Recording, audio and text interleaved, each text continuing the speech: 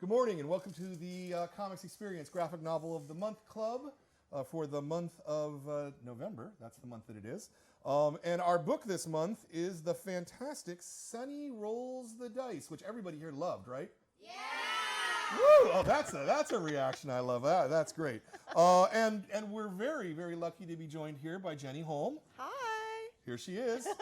And I want to thank you for coming out and talking to us about this.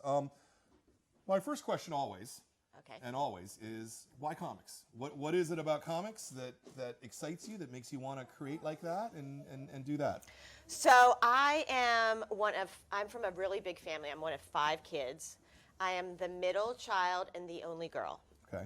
So I grew up with a lot of boys.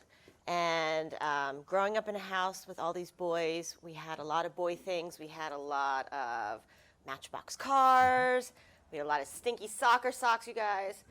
And we had a lot of comics. And it was really the biggest boy in the house, our dad, who got us started reading comics. He was a bit of an older father, so he served in World War II, just for context. And his favorite comic was Prince Valiant. So I don't actually know where he got these, but when we were growing up, we had the bound volumes of Prince Valiant, these kind of oversized books. And so I read those when I was growing up, and I loved them. And then I read what my brothers were reading, and they were reading, everything from first original mass market paperback Peanuts to Calvin and Hobbes to Bloom County to Ziggy. Do you guys know who Ziggy is? See, the kids don't know who Ziggy is. I think Ziggy is forgotten, and that's the most Ziggy-like thing that could happen to Ziggy. Sure. Right? And of course, I read all the superhero comics. You guys know like Batman and Spider-Man and Plastic Man. Winter Soldier? No, I didn't read Winter Soldier was many years later. Yeah.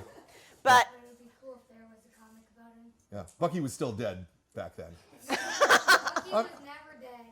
Okay. If you say so. I remember it differently. nice. He got his arm ruined. Yeah. So did you guys notice, so if we have like Spider-Man and Plastic Man and Superman and Batman, what do all those comic book characters have in common? They're all they're all men. See, back in the olden days when I was growing up, the 1970s, there were not a lot of ladies in comics. There was one who you guys probably know. I know, and she is enjoying a great comeback at the moment. But I never really connected with her as an 8-year-old girl. I think because I didn't run around in my underwear like she did. Right. Right. It was just one of those things. And I really wanted what my brothers had. I wanted there to be a character that was a kid that I could relate to. Yeah. They could relate to Peter Parker. Yeah. I wanted a girl version of that. Yeah. That was my age. And so many years later, I got into children's publishing and actually started publishing novels for middle grade. Some that you might have to do book reports on someday, like The 14th Goldfish or Turtle in Paradise. They're like, yeah, I got to be on that one. And so I was in the children's publishing world. I was publishing with HarperCollins and Random House and Simon & Schuster, and I had always wanted to do a graphic novel, aimed at girls with a girl character that I could relate to. And so I had known quite a few. My first job, I moved to New York City after college. I grew up in Pennsylvania, and then I moved to New York City, and I got a job with a production company, and they made animated cartoons. Okay. They did Pee-wee's Playhouse, and so they hired tons of freelance artists around New York City. So they would come in and they would color cells. So I got to meet a lot of these artists who would kind of float from, they would do an animated commercial, and then they would go work on a comic book, because it was all freelance, and I talked to them about how comic books are made, and so I had a pretty good sense of it.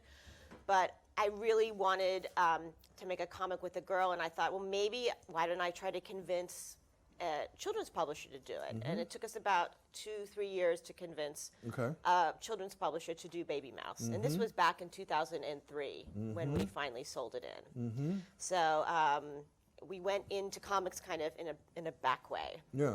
There was very little comics being published then for kids. There was nothing. So But Bone was out at that point through Scholastic? No.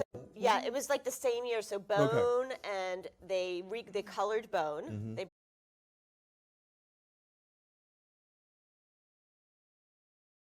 and then American Born Chinese came out with first, second, but it was all kind of bubbling up then. Yeah. And the biggest challenge at the time was actually how to physically make it, because children's publishers didn't have an art pipeline. They were used to making a 40-page picture book or a novel with all text. So we had to kind of boot up a production pipeline, like how do we even make a graphic novel that's 90 pages, which was quite small, you know, compared to a lot of. Sure. So that was the biggest, that was like the first hurdle. And then the second hurdle was, once you make the book, well, where is it going to sit? When Baby Mouse came out, there was no graphic novel section, so it actually sat in early chapter books. Even in the library, there was no graphic novel section. So that's changed so much over the years. Absolutely. Yeah. So it was really interesting. I'm intrigued by the idea of spinning up the pipeline for creating these books, because this is not a thing that you think about anymore, right? Because there's such an infrastructure. What was the challenge of that? I mean, tell us a little bit about that. So it was really crazy when we started to do Baby Mouse. So and I think one of the challenges was that it was just my brother Matt and I. So Matt is my baby brother; he's the youngest, and usually at comic book companies like at DC or Marvel, you have quite a big team that works on a comic book. You have you have a director, you have an art director, you have somebody who inks it, somebody who pencils it, somebody who drops in the type. It was just Matt and I. So we had to figure out how to work together to get this amount of art made. And we had an art director named Kathy Goldsmith, and she's one of the most famous art directors in children's publishing. She was Dr. Seuss's art director. And I actually think I credit her for, being really innovative and wanting to do something different. And she was also incredibly tech savvy. So Baby Mouse is done digitally for the most part. And that cut down on a lot of the headaches. And then we had a great editor named Shana Corey, who's also amazing. And we figured out the pipeline we figured out was that, and it's not even typical in children's comics. So basically I'll write out a Baby Mouse book or a Sunny book, and I use a storyboard, and a storyboard is what they use to make television commercials and feature films. And I did that because my first job, I ended up staying in film for about 10 years. I was a producer for television commercials and music videos. And so I'll write a script using a storyboard, and then I'll send it to my brother wherever he's living, and he'll do quick pencil sketches, almost from like a filmic point of view. So I always thought the most magical part of making a commercial or a documentary or something actually wasn't in the filming, it's most interesting. So I have him give me a lot of sketches that, is kind of filmic, like Baby Mouse is running across the screen, or her face is looking at the camera. So a lot of different angles. So he'll sketch the whole book, and then he'll scan it and send it to me wherever I am, because we travel quite a bit. And then I'll actually lay out the comics. So I'll do a double page spread, and it's still pretty low tech, so we're still on the low tech end of making the book. And I'll just settle out with 2-page spread of paper and scissors and sticky glue. I'll cut the art out, lay it out, draw the cells, and it's a good opportunity to see if the joke works. Do I want to maybe make what he drew, this little picture, make that a big splash page? I'll do that for the whole book. Then I'll send that back to him. He'll do a Sharpie marker version of it. Check in with the art directors to make sure they're happy with it. And then he goes from there, he goes straight to digital, and he does all of the final art on a Cintiq.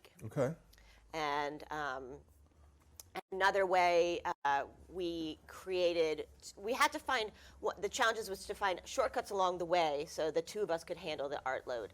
And so another thing we did was, instead of hand lettering, Matt created a font based on his handwriting. That's the Baby Mouse font that then Random House can drop in, or we can give that font to a foreign publisher.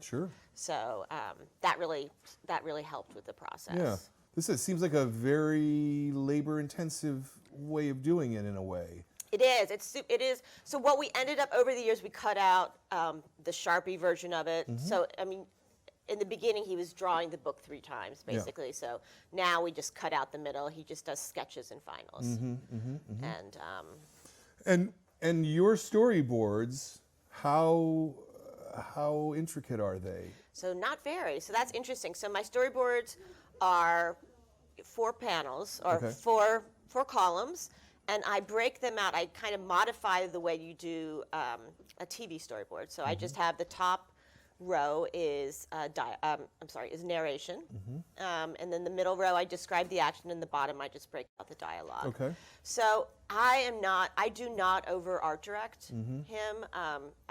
I've worked with so many artists over the years in film, in the film world. I've always felt like you get the best results when you let them do their magic. So I've seen how when you over art direct people, they lose that spark. Yeah. So and we have a shorthand because we grew up together. So well, the other thing I was going to say is theoretically it's easier working with your brother. Yes? Exactly. Yeah. I mean, I can boss him around, obviously. Yeah. Okay. But so for the Sunny books, which are inspired by our childhood, they're not memoirs or autobiographical, but the settings are the settings was like our childhood house. I could just say, this is the kitchen, this is by the phone. I didn't have to describe. Sure. So is there, because he's the only one you've done comics with. He's it, yeah. I'm going to have one of my novels, Turtle in Paradise, is being turned into a graphic novel, Random House, with a different artist. Okay. So are you involved in that process, or are you just letting them? Yeah, no, I am. I wrote, I sort of wrote the pilot. I wrote the first 2 chapters, how I saw, to lay it out, and then I'm letting her run with it. Okay. She's the artist who did Bloom. Oh, nice. Savannah. Yeah. Very and nice. She's amazing though. Yeah, great. When you did Baby Mouse, as we noted, there wasn't a lot of examples of kids comics, being done, especially in book form. What made you think that a graphic novel was the thing to do? As opposed to like a regular periodical comic book. Do you know what I mean? Like in terms of the length and the depth of it, So I mean, I wanted it to. So I had come to appreciate I kind of fell into children's publishing, but then once I was in it, I just loved it, and I think the reason I liked it so much is there's a whole alternative market for libraries and for schools, and you want your book on that shelf in that library forever. So I wanted them to be able to have a book that would sit on library shelves. And but we wanted Baby Mouse to be like simultaneously not an expensive comic. So it was, I don't remember, I think they were around $6.99. So we wanted it a little bit like when we were kids, where you could buy them at a comic shop, or you could buy them at the spinner rack at the grocery store with your mom, something that a kid could afford and just toss in their backpack. So that's why we limited the color palette to keep the price down. But it came out in hardcover too, so that the libraries could put it on the shelf. So. Yeah, and what was the immediate reaction?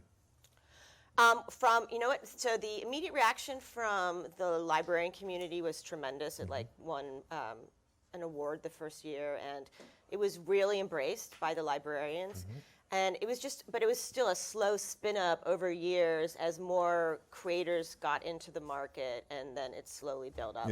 And I do think that, a lot of the creators who are huge today, like Raina and Jeff Smith, although he kind of started in a different way, but Jeffrey Brown, we all kind of grew up together, and a lot of us growing up together was doing presentations at schools, on the road, saying comics are fine to read, they have literacy value, and now everybody is accepting of that.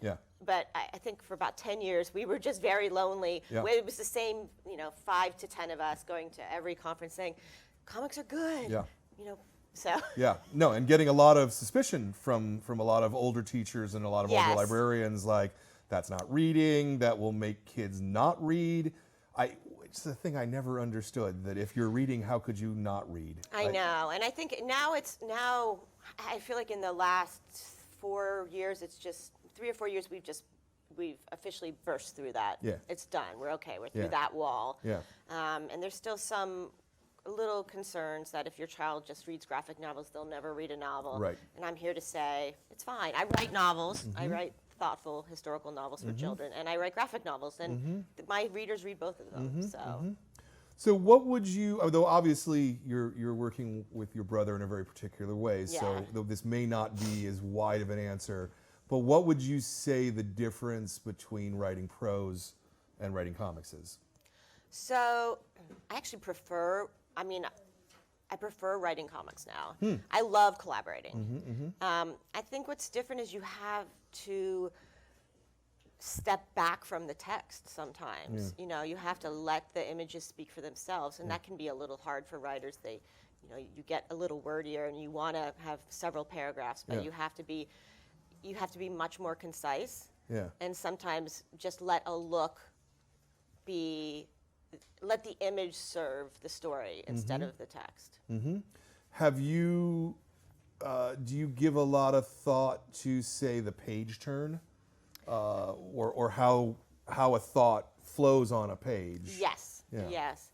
I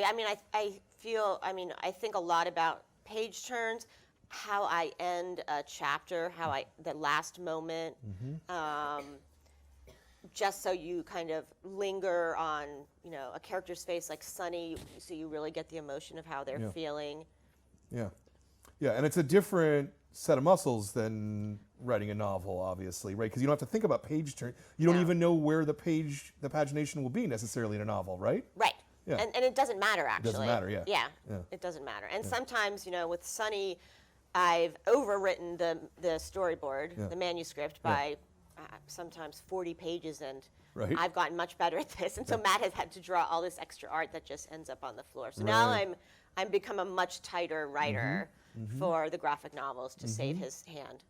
Yeah, that's cool. Do you guys have any questions about any of this early stuff?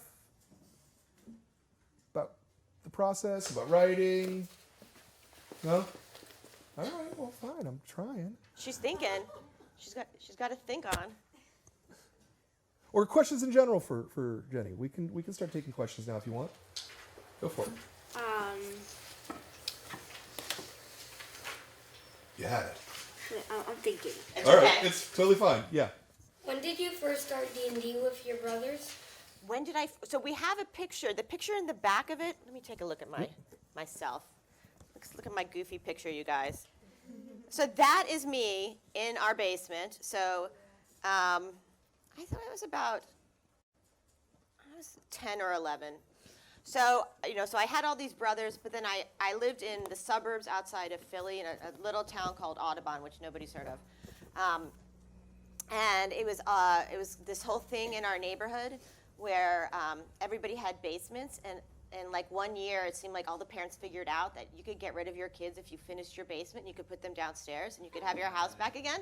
And so you wouldn't have your kids, running around and trashing your house.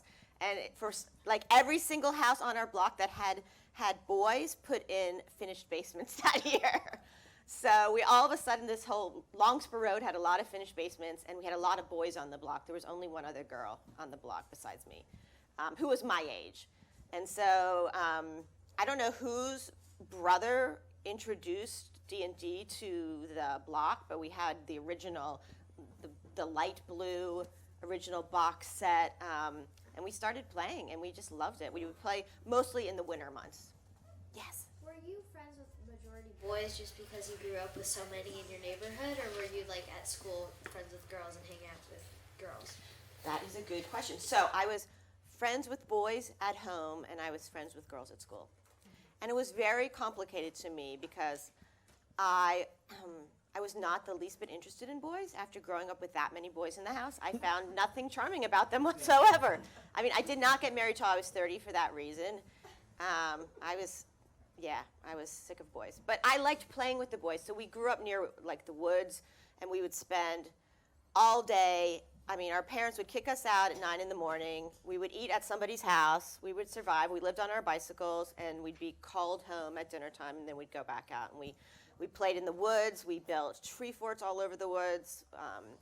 We played, one of the dads painted our cul-de-sac so that we had like a baseball diamond. So we would play softball and wiffle ball and kickball. And so I loved playing with the boys because, my parents they gave me a canopy bed and painted my room pink, but I could do whatever the boys could do. I climbed trees and did all that stuff. And so I do remember this specific moment, like in 6th grade when we started middle school, where the girls started to pull away, and all of a sudden it wasn't cool for me to play with the boys after school. They were doing other things like starting to put hot roller, curlers in their hair. And I remember thinking, all the fun is ending.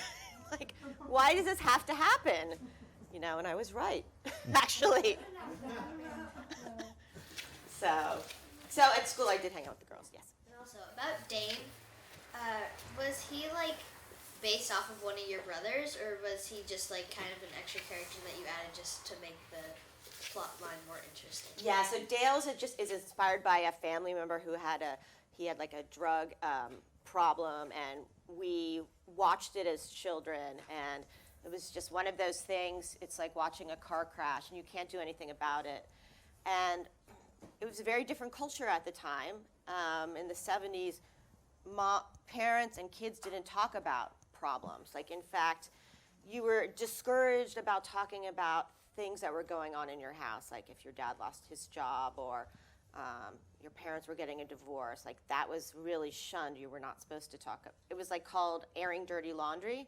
You really weren't supposed to do that. Nowadays, all the grown-ups have grown up, and we want to talk about these things with our kids. But then you weren't, and so it was very hard to process your feelings. Yeah, it's interesting because I sometimes feel that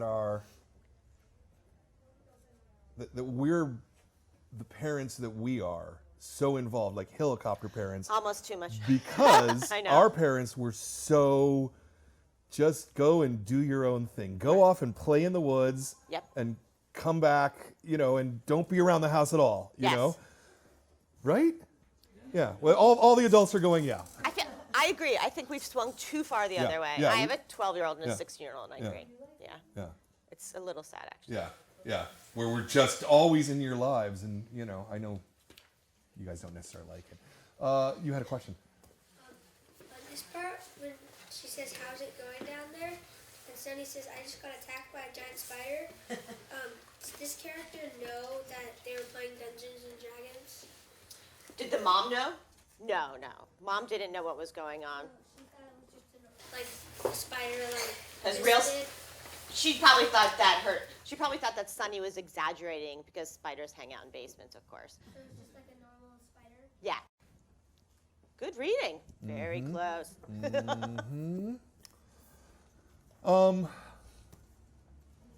Were you, because I don't, there's nothing about it in the book that I remember, but at the time, there was a lot of concern in some areas that Dungeons and Dragons was, Right. like the gateway to Satan.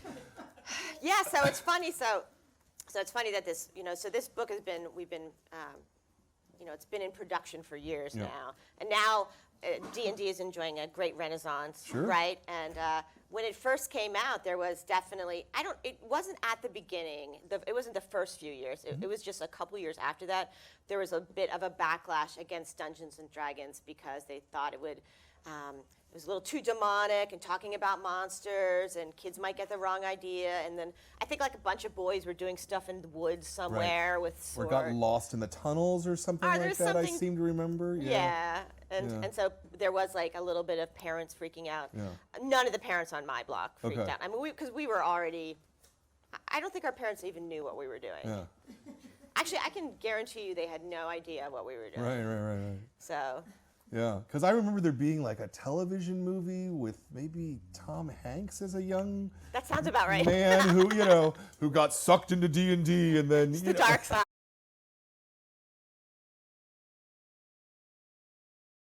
Yeah. Any other questions? There were more hands.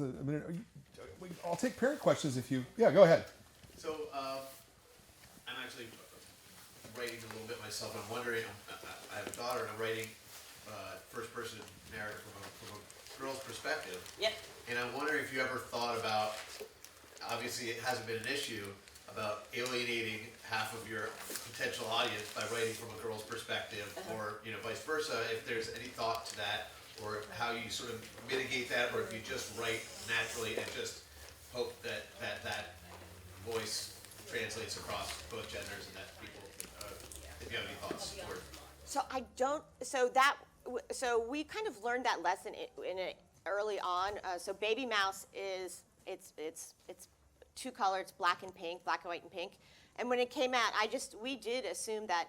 I mean, we made it deliberately for girls because there was nothing really there in the market for elementary school girls, and we assumed that only girls would read it, and we had that smacked right into our face because half of our readers are boys. I mean, my brother has a shirt now that he wears. It says, "It's not pink, it's lightish red," And boys don't care. And, you see boys reading everything that the girls are reading. It really doesn't matter. I think if it's a compelling story, they're not going to care at all. And I've written from the point of view of a boy in a novel, and I have girls and boys read the novel, so it doesn't matter. Your second comic series with your brother is Squish. Squish, and it's about a boy amoeba. Yeah. And so was that, I guess, to follow up on that question, was there any sort of conscious thought there that we're going to do a more boy comic? Right, so that came out sort of early after Baby Mouse came out, and we were getting some pushback initially from parents, honestly, that the boys were reading this pink book, and so our publisher said, well, do you want to do another book, maybe use a different color, and Matt, my brother, who had been drawing all these books about his sister, so basically I'm Baby Mouse, that's my childhood. And he said, well, what about me? I have some ideas too. So Squish is more about his boyhood, I guess, as an amoeba. Yeah. And, well, with that in mind, did that change the writing process for you? Yes, it was much harder. Yeah.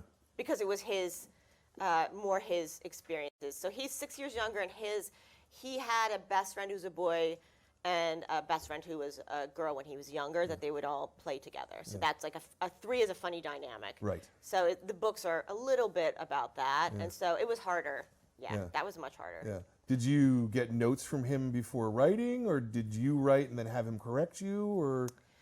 I'm trying to think. So he is always very involved in the writing because Matt's previous job, he was in industry, he was a magazine editor. So he was a writer himself. And he was used to, he worked for Hearst, and so he is used to editing people. So he's always been involved in the writing. I usually do the first draft, and then I send it to him, and he'll rewrite a lot of stuff. Or if I get stuck, I'll just say, Matt, I need a funny button on this scene. Write something funny. He's got a very dry wit, so a lot of the original humor in Baby Mouse, I feel, came from his attitude. And it was Squish. It was tricky. It was hard. It was not as easy as Baby Mouse. There's an awful lot of Baby Mouse books. There are 20 Baby Mouse 20, books. wow. I was actually thinking there were 16. So yeah, 20, wow. I know. That's a ton. That's 2,000 pages of art. Yeah, wow. I know. Wow. Did it get harder and harder? It got easier to do. I think the biggest challenge was originally the way publishers at children's publishers like you to bring out several books at a time. Sure. So the first book for the first year of Baby Mouse, we had 4 books out that year, which just about killed us. Sure. And then the next year we went down to 3, which almost killed us too. Yeah. And then I think we went down to 3 the next year. And then I don't remember the exact timeline, but at one point we dropped to 2 for Baby Mouse, and we were spinning up Squish, so we were back to this breakneck pace of 4 a year. What became hard was keeping up that pace, and we had to slowly push back on the editor and say, you just can't keep up that slog for that long of a time. So, and also I had kids, and you guys get in the way. You want to be fed, you want diapers changed, we have to drive you around. So. What's your work process like? So our work process is a little weird. So when you work for yourself, you work 24/7 in a way. So I'm not one of these. I know, you're like, I know. You're never off. It's true. Yeah. I'm not, like a Stephen King who sits down at 9 in the morning and does 5,000 words, is done at 5. Yeah. I mean, we usually work 7 days a week. We joke that we had like our first proper vacation was last summer, where he took a month off and I took 2 weeks off and did not answer any email for the Right. first time in 15 years. Yeah. And we almost didn't even know what to do with ourselves. So we're usually working on 3 or 4 projects at the same time. So I might be working on a manuscript for a Sunny book while he's penciling one book and doing inks for a different book. So we pass the workload back and forth, and he's in his office. He is the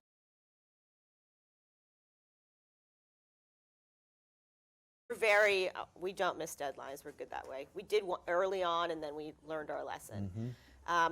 So I usually Well, it just makes the next one harder. Yes, That's, I know. That's the real problem Exactly. with deadlines. Yes. Yeah. Yeah, it's just you're just going to snowball Yeah, and it's yeah. just a disaster. Yeah. So I usually take my daughter to school and then I come home and I put her around and I make myself sit down and then I realize I'm not going to get anything done. So I waste time on Facebook or I do the dishes and chase the cat and then I'll just start getting into a good writing groove and then it's time to pick her up. And then I'll bring her home.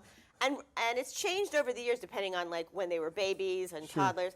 Now I find I get my best writing done from like 3 into 7 when they're home and I am ignoring them. So I am reverting a little to my parents' attitude. So it was really funny. So I famously say, "Get out of the house, leave me alone." And my friends, one of my son's best friends, came to like a book signing, and Matt and I always draw a baby mouse, and we say we can have baby mouse, be whatever kind of baby mouse. And she said, "I want to draw her as Jenny saying, 'Get out of the house, kids, leave me alone so I can write.'" So, now I just kind of write in the afternoon. I almost always write all weekend now. I don't know why. I find that's a good time, probably because my husband's home and he can wrangle them. Right. Although they're old enough to ignore. And then it's turned out lately Monday's my Saturday, Sunday, where I sleep in late after the kids, and then it's weird. It's a very weird world. Yeah. So. Yeah, that's interesting because I talk to a lot of cartoonists who are like, I got to work first thing in the morning, or I can only work at nighttime. Yeah.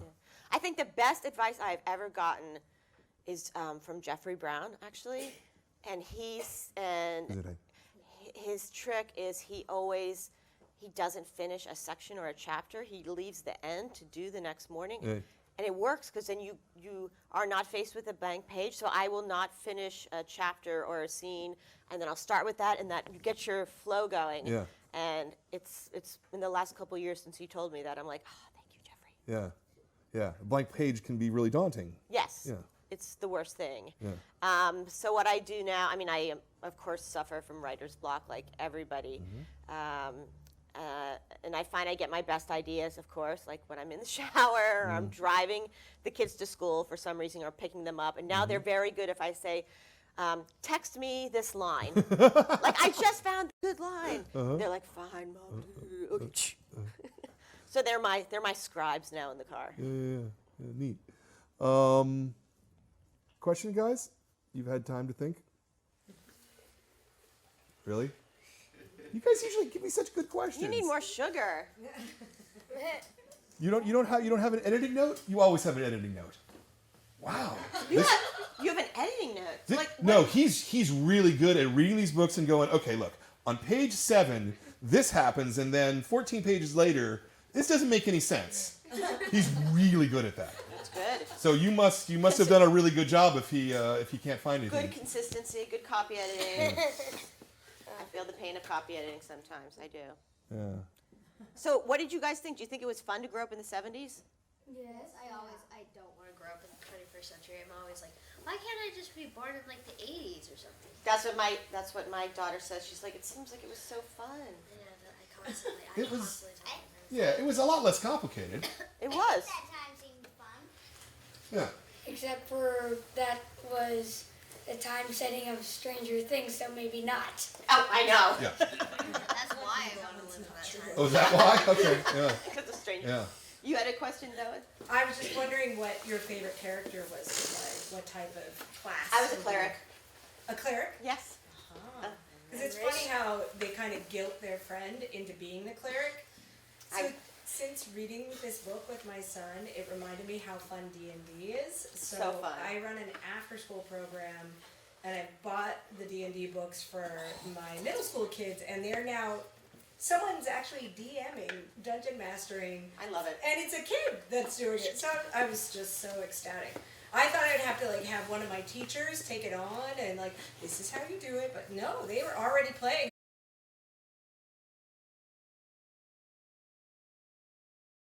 Well, the picture of the cleric, he was actually a dwarf, so I don't know why that guy was convincing him to be a human, because clerics can be dwarves too. In the new handbooks, they can. Yeah. In the But back in the day. original handbooks, there weren't as many. Like now, you can be a who knows. You can You probably could be anything. You can pretty much be Yeah. a flying orc Okay. who is magic using cleric. But yeah, then you were very limited by what you could be. Yeah, dwarfs could not be clerics back then. Yeah. The idea was that they were godless and they had no, ability to call upon their gods because they didn't have any. Yeah. I still have all my stuff. So I have my. We had this D&D box in my parents' basement, so I still have my character. And I was really obsessed with Lloyd Alexander, who wrote The Black Cauldron. And so, of course, I was Elenwy. So my character was Elenwy, who's the girl character. I was really into cloaks, and I had all the minifigs, too. I had tons of, and I still have all the minifigs. And I still have the monster manual. And then I got married, and my husband jokes that he married me for my monster manual. He didn't have one, and he was a geeky only child. Yes. Oh.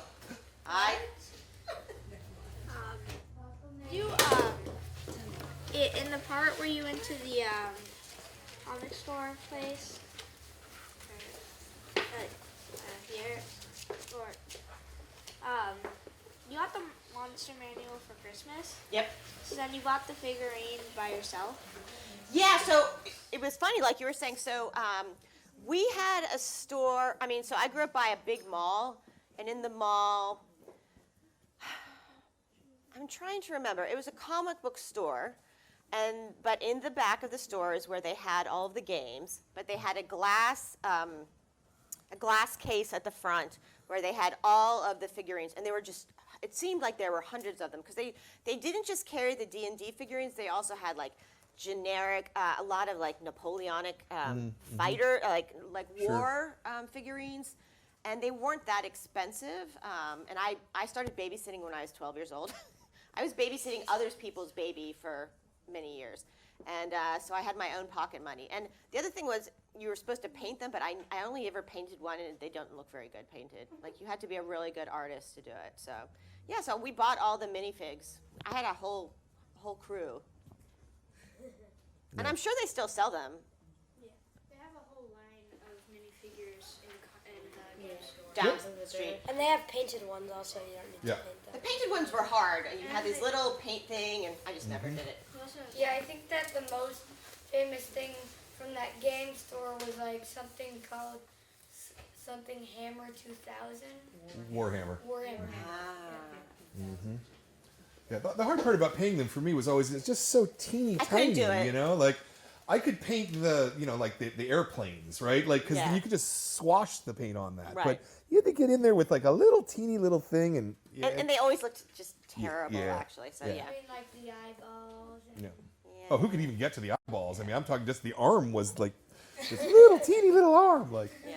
you know. And yeah, so there was kind of a race in our family, like who had the most. There were a lot of funny, weird things that you could buy at like pop-up stores and malls. Then you could buy like minifigures, you could buy like puffball characters, all these strange things. I remember, like collecting was a big thing. Yeah. I would like to see that come back. That was kind of fun. Yeah. Like cute collecting. Yeah.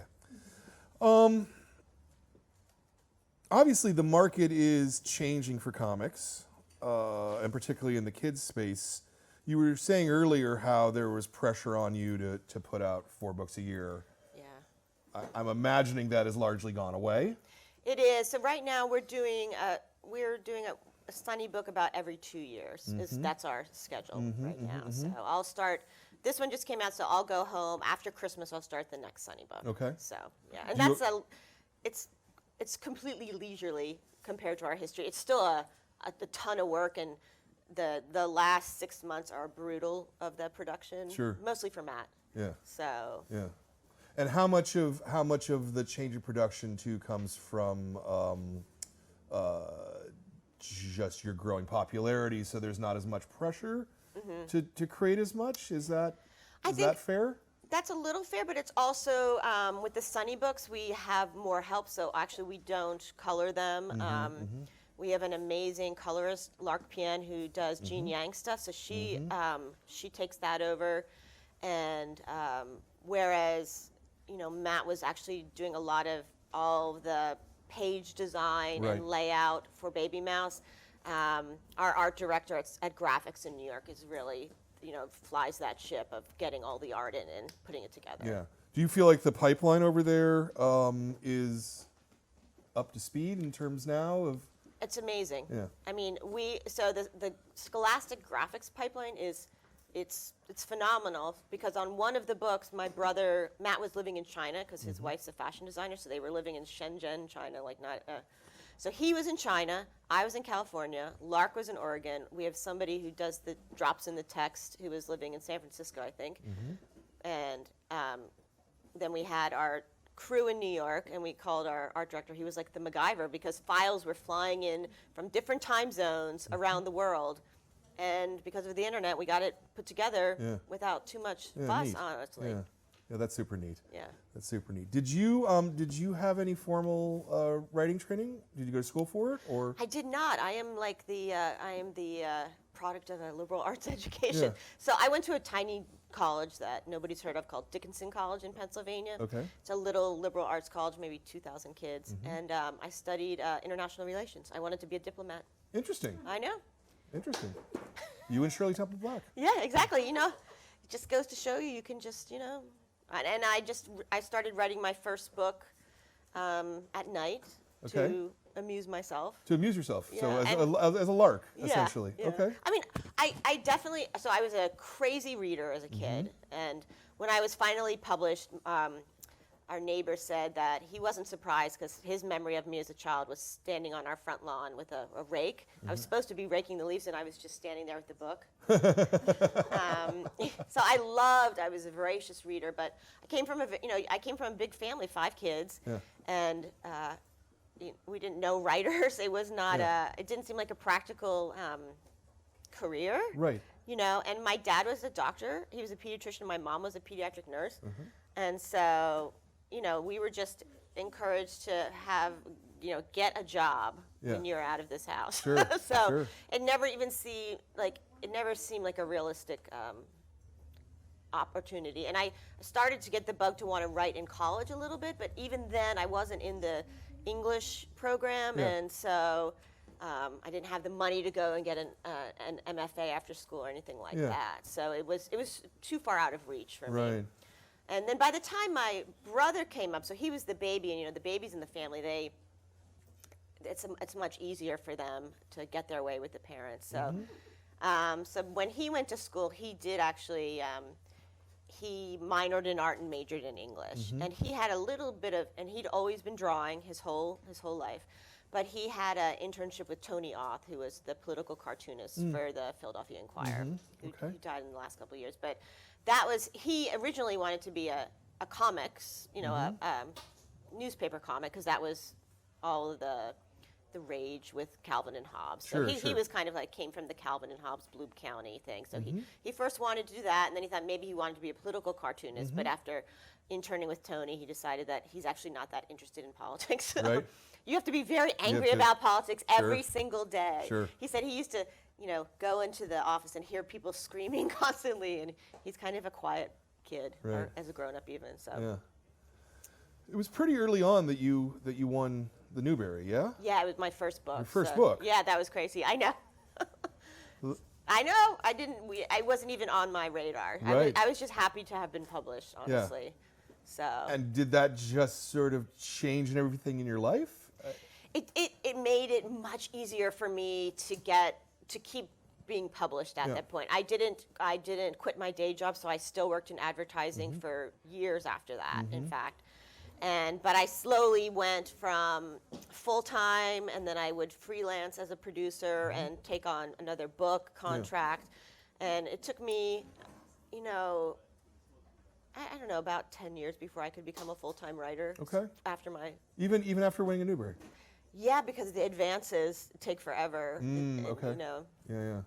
Because I just assume that, maybe I'm wrong about this, but like once you win that Newbery, like every library in America buys your book. It does. They do, but it's still, takes years to get paid.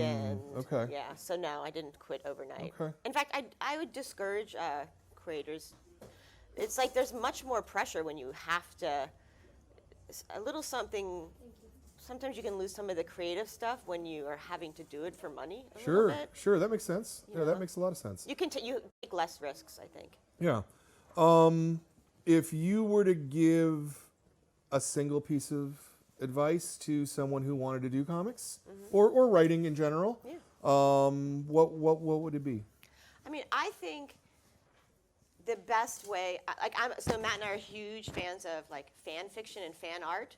Like the way you learn to be an artist. I mean, Matt, this is me channeling my brother. He feels like he learned by first copying other people. Like, start drawing Garfield, draw Garfield a ton of times. Like, and that's the way a lot of the, in the olden days, the great artists learned how to paint by copying other artists. And so once you start doing that, you'll start to learn a lot of your basic art skills, and then you'll feel comfortable, and then eventually you'll create your own characters. So I think doing fan art, doing fan fiction, that's just good, like building your muscle to then write your own stuff. So. Sounds good to me. Any last questions from the room here? Your last chance. All right. Oh, you got one. Good. Wait, who in your family read Calvin and Hobbes again? We all did. We all read it. So I loved it. Matt read it. I think so. We had a real hand-me-down. We called it a hand-me-down library in the house, where, there was quite a big age spread between the kids. So we just had books lying around, and you could just read what anybody was reading.